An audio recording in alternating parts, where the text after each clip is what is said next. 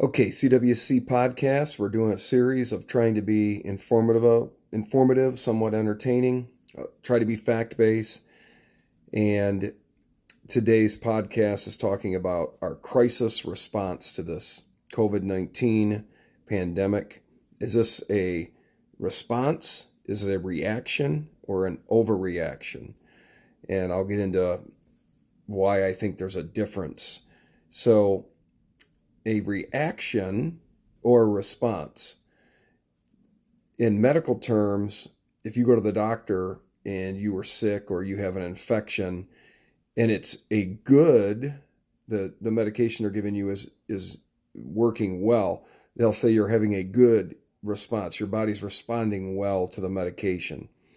And in life, we would like to think that anytime we have a situation where the we're confronted with something, any challenge in a given day, we'd like to think that we can respond well as opposed to react, because reaction is so often negative. And so that's what I'm wondering, is if our response as a nation is that. Is it a response or is it a reaction to something? And in that reaction, or possibly in this case, an overreaction, is it that there are agendas there's an attempt to satisfy certain agendas? And part of my thought process is in this, and I'm just asking questions, is if I send $1 to Washington, D.C., and I think I get about 20 cents back. That's my opinion based on what I see happen in my lifetime. I feel like if I send something to the state of Michigan, I get back somewhere around 50 cents. And if I send something to the county or the township level, I seem to get 75, 80 cents back. This is not a value to me. If I send money to the federal government, our local municipalities, our local governing bodies are our first they're our first defense against an overreaching and control hungry state and federal government. And so when we send money to Washington or to our states, we get less money back than when we do it locally. That's why I think it's very important to invest locally. It's not a value for me to send it to Washington. By the time all of the lobbyists and all of the aspects of the system get their money from it, I have what seems to me to be 20 cents. Now, in this particular case, the government is going to send me $1,200 according to the plan. I figure it's probably going to cost me somewhere around 1,800 of my own dollars to receive $1,200. That's what I'm thinking. Partly because I don't think it's 2.2 trillion. This is phase 3 is 2.2 trillion. I don't even know what the first couple phases added up to be.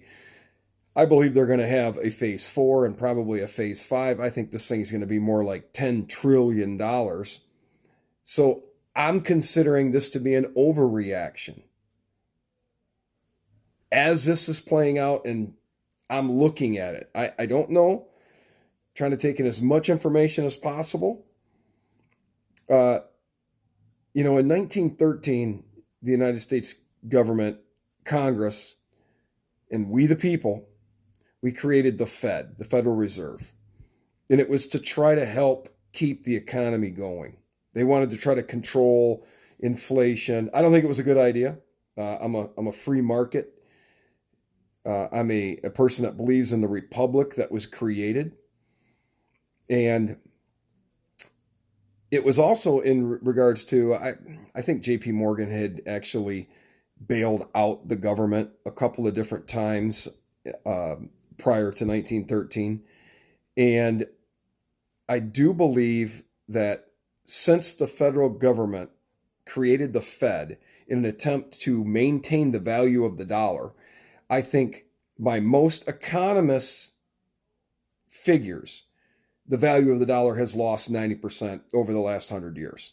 So I don't think the government is doing a very good job. going back to my first point, that's the reason why I feel like when I send $1 to Washington, D.C., I get about 20 cents back in value. I really think that in this particular case, as much money as we're printing, and I did read that the Fed is printing $125 billion a day. This is going to get a deflationary period first in the value of our dollar, and then we're going to have inflation, and there's just about no way to do it. In any other way, no way to see it any other way. I also think about this as being an overreaction to this pandemic is it becomes a disease of the mind. And this is much worse than the virus.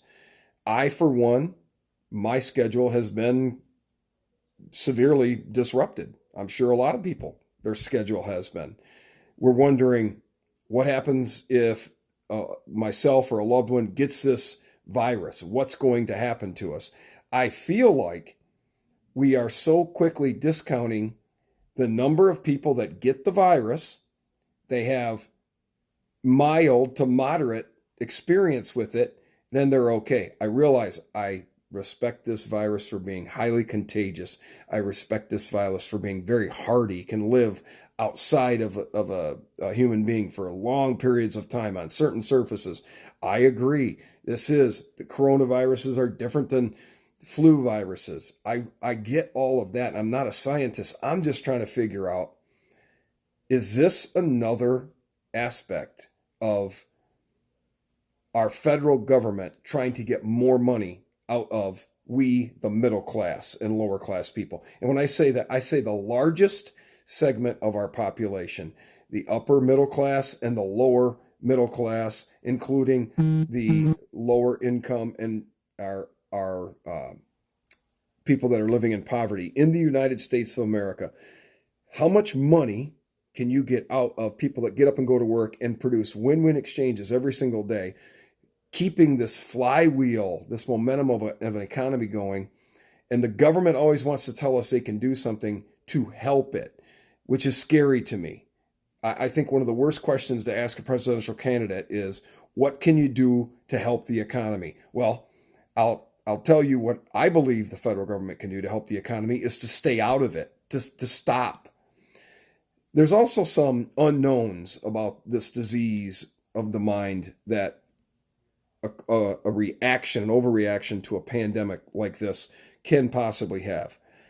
When we look back at 2008, the data, which I don't think is very often talked about, is the psychology of things being very depressing, in that how many people committed suicide because they'd lost their job? How many people turned to opioids and became addicted? We don't have a real handle on this kind of data because it gets lost in the shuffle, and data is being collected everywhere on so many things. But are we really focused on what the effects of the mind is in this sense? And then can we project who or what is going to be severely adversely affected by this virus beyond it being trouble breathing? And this is severe cases that we see. Somebody has trouble breathing.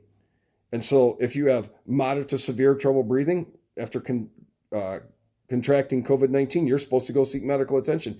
But in this country, what do we know? People go to the emergency room for the littlest things. And you don't go to the emergency room just because you have the flu. Most of us don't. We stay home.